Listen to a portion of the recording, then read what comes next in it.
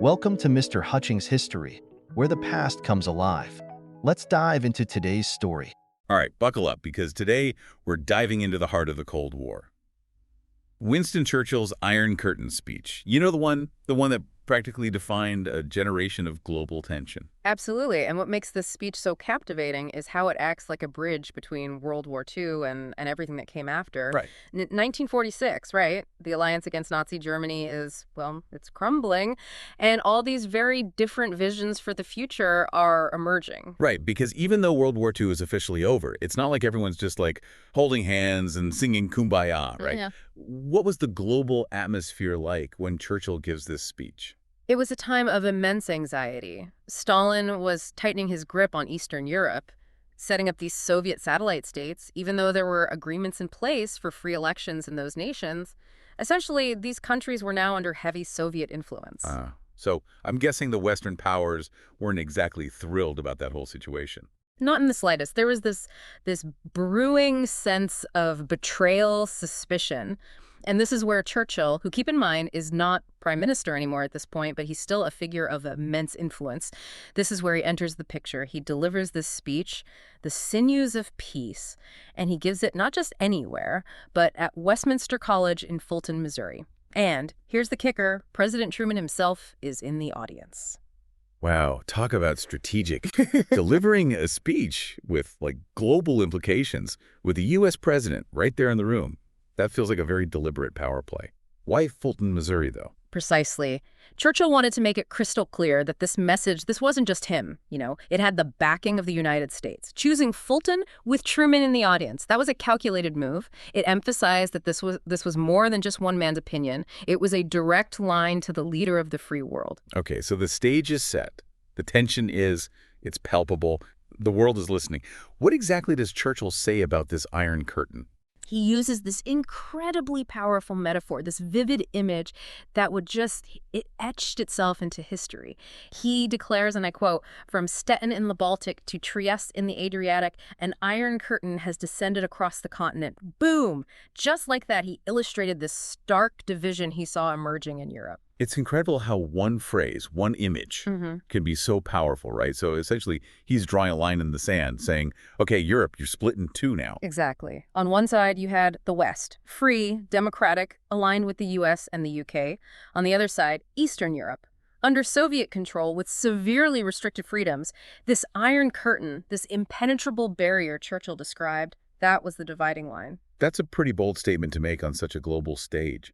What was the reaction like? I mean, when those words left Churchill's lips, how did the world react? Well, as you can imagine, Stalin, he was absolutely furious. He saw this as a direct attack, a provocation, confirmation of all the USSR's paranoia about the West's true intentions. And this speech, it heightened the tension between these two superpowers to a whole new level. But the reaction wasn't entirely uniform, even in the West. Oh, really? I'd imagine a message like that coming from someone like Churchill would be met with, unwavering support. What were people saying? There were definitely those who applauded Churchill, seeing him as this courageous voice of reason. They believed he was right to call out what they saw as this very real Soviet threat, that the West needed a serious wake-up call. However, there was another side to the story. This is where it gets interesting, right? Multiple perspectives, differing opinions. Yeah. What were the opposing views? There were those who felt that Churchill was being far too antagonistic, that he was, well, unnecessarily poking the bear, so to speak. Yeah. They argued that this kind of fiery rhetoric, it would only escalate an already volatile situation, potentially, push the world closer to another devastating war. So even back then, there was this debate about how to approach the Soviet Union, right? What an impossible situation to navigate. But looking back now, knowing what we know about the Cold War, how does this speech play into that whole global standoff? Did Churchill's words directly cause the Cold War? It's never that simple, is it? History rarely boils down to single causes. Historians still debate what truly sparked the Cold War, and it was undoubtedly a complex web of factors. However, it's undeniable that Churchill's speech had a seismic impact on the global stage. It perfectly captured the prevailing sense of fear and mistrust that was already simmering beneath the surface. So it's less about the speech being the spark, and more about it being like a bucket of gasoline thrown onto already smoldering embers. That's a very apt analogy. While it didn't single-handedly cause the Cold War, it certainly fanned the flames, right? Pushed the U.S. and the Soviet Union further apart. The speech hardened those ideological divisions, deepened that sense of mistrust, and ultimately it laid the groundwork for some key U.S. policies like the Truman Doctrine and the Marshall Plan. Those are two policies I've definitely heard of but could use a refresher on. What were those all about again? Okay, so the Truman Doctrine, announced in 1947, essentially formalized the U.S. policy of containment. It was the official stance that America would oppose the spread of Soviet influence wherever it might arise. Okay. And Churchill's speech played a crucial role in shaping this policy. His portrayal of the Soviet Union as this inherently expansionist power, it resonated deeply with U.S. policymakers. So the Truman Doctrine was almost like putting Churchill's words into action, a direct response to the alarm bells that he sounded. Precisely. It was about drawing a line in the sand and saying no further. Then there's the Marshall Plan, which took a different but equally significant approach. This plan focused on providing economic aid to war-torn Europe. The idea was twofold. First, assist in rebuilding these nations that had been devastated by World War II, right? And second, and crucially, prevent the spread of communism by doing so. Okay, I'm seeing the strategic brilliance in that. Help rebuild war-torn nations, you create stability, and by doing so, you make them less susceptible to communist influence. It's like a two birds, one stone approach. Exactly, and this ties directly back to Churchill's vision of a strong, unified Europe, capable of resisting Soviet pressure. The Marshall Plan was instrumental in realizing that vision. By fostering economic recovery and stability in Western Europe, it created this formidable bulwark against Soviet expansion. It's amazing to think how this one speech, delivered by someone not even currently in power, it said how these significant ripples impacting global policies shaping the course of history. It's a testament to the power of words, especially in the hands of someone as skilled as Churchill. But it's also crucial to remember that his speech, while impactful, represents just one perspective on a much larger, more complex historical event. That's a great point. We've been really diving deep into Churchill's view of things. Still, to truly understand the Iron Curtain speech and his legacy, we need to acknowledge that history is rarely black and white. So how have historians grappled with this speech over the years?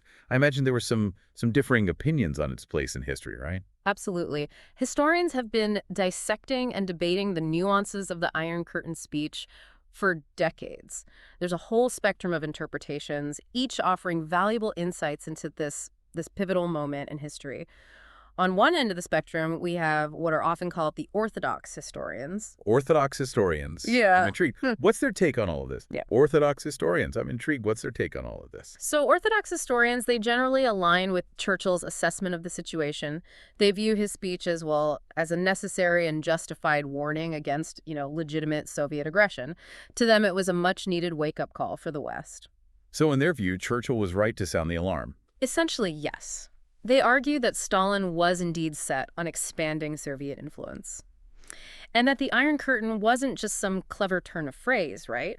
It represented a very real and concerning division, a symbol of the oppression that was already taking root in Eastern Europe.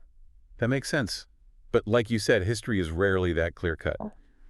What are some other perspectives on Churchill's speech? I imagine not everyone completely agrees with the Orthodox view. You're absolutely right. Then we have what are often called the revisionist historians, who offer a more critical perspective. Okay. They argue that while Stalin was undeniably a brutal dictator, Churchill's speech might have actually been counterproductive. Really? Yeah, they suggest that it exaggerated the Soviet threat and intensified this climate of fear and suspicion that already existed, ultimately, making the Cold War more likely. So they're saying Churchill's words might have actually had the opposite of their intended effect, like pushing the world closer to the very conflict he was trying to prevent. That's their argument. Revisionists tend to believe that the West, particularly the United States, bears a greater share of the blame for the Cold War than the Orthodox view would acknowledge. They point to things like, certain U.S. economic policies and military interventions as contributing factors to these escalating tensions. It's fascinating how a single speech can be interpreted in such vastly different ways. Yeah. It seems like there's a bit of a pendulum swing, with one side viewing Churchill as this visionary leader, and the other suggesting that he may have inadvertently made things worse. And that's the beauty of studying history, isn't it? It's not about just memorizing dates and facts. It's about engaging in this ongoing conversation about interpretation and perspective. Of course, like most things in history, the truth is likely somewhere in the nuanced space between those two extremes. Right. History is rarely black and white. It's a tangled web of cause and effect with no easy answers. Exactly. And what makes studying the Iron Curtain speech so fascinating, even decades later, it still sparks debate, right? It challenges us to grapple with these complex questions about ideology and power and the very pursuit of peace. Those themes, they remain tragically relevant even today. It's incredible how those words from so long ago still hold so much weight. It feels like we've barely scratched the surface of this complex period, and I already have a million more questions. And that's precisely what makes history so captivating. It's an endless journey of discovery and reevaluation. There are always new perspectives to consider, fresh evidence to uncover, deeper layers of understanding to explore. Well said. It seems like the Iron Curtain speech serves as this potent reminder that history is never truly settled. It's an ongoing dialogue, a constant process of interpretation and analysis. Today's deep dive has certainly given our listeners plenty to ponder.